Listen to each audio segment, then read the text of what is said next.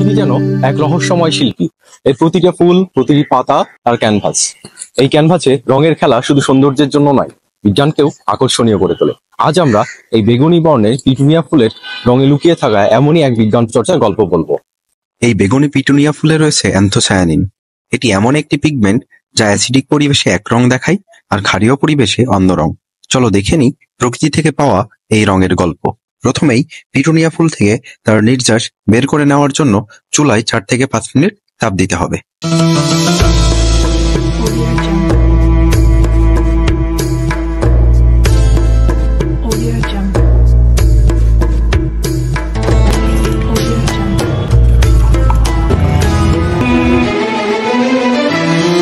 আমরা এই ছোট্ট পরীক্ষার মাধ্যমে দেখব কিভাবে এই পিগমেন্ট অ্যাসিড এবং ক্ষারের উপস্থিতিতে রং বদলায়। এবং এই পরীক্ষার জন্য আমাদের দরকার কাচের বিকার বা কাচের পাত্র, এবং অ্যাসিড হিসাবে আমি এখানে নিচ্ছি হাইড্রোক্লোরিক অ্যাসিড। তোমরা চাইলে হাইড্রোক্লোরিক অ্যাসিডের পরিবর্তে লেবুর রস ব্যবহার করতে পারো। এবং ক্ষার হিসাবে নেওয়া হয়েছে সোডিয়াম হাইড্রোক্সাইড। তোমরা এই সোডিয়াম হাইড্রোক্সাইডের পরিবর্তে হুইল পাউডার ব্যবহার করতে পারো। এখন আমরা এই পিটুনিয়া ফুলের নির্যাস দুটি ভিন্ন দ্রবণে মিশিয়ে দেখব প্রকৃতি কিভাবে তার রং বদলায়।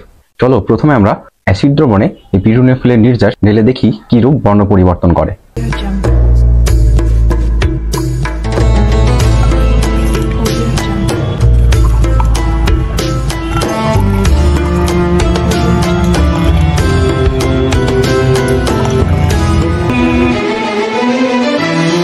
যে তোমরা দেখতে পেলে এই পিটুনিয়া ফুলের নির্যাস যখন আমরা অ্যাসিডিক দ্রবণে যোগ করছি তখন অ্যাসিডিক দ্রবণের লাল বর্ণ দেখাচ্ছে, এবং যখন ক্ষারীয় দ্রবণে যোগ করছি তখন কনসেন্ট্রেটেড ক্ষার হওয়ায় সোডিয়াম হাইড্রোক্সাইডের ক্ষেত্রে হলুদ বর্ণ ধারণ করেছে, এবং হুইল পাউডার যেটা একটা দুর্বল ক্ষার, এবং দুর্বল ক্ষারের জন্য এটা সবুজ বর্ণ ধারণ করেছে।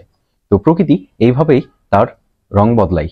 এই পরীক্ষায় আমরা দেখলাম পিটুনিয়া ফুল শুধু সৌন্দর্যের বাহকই নয়, এটি প্রকৃতির একটি অসাধারণ রাসায়নিক বার্তা বহন করে। অ্যান্থোসায়ানিন এমন একটি প্রাকৃতিক ইন্ডিকেটর যা পরিবেশের রসায়নকে চোখের সামনে স্পষ্ট করে তোলে। প্রকৃতির বিজ্ঞান যেন প্রতিটি ফুলের পাপড়িতে লুকিয়ে।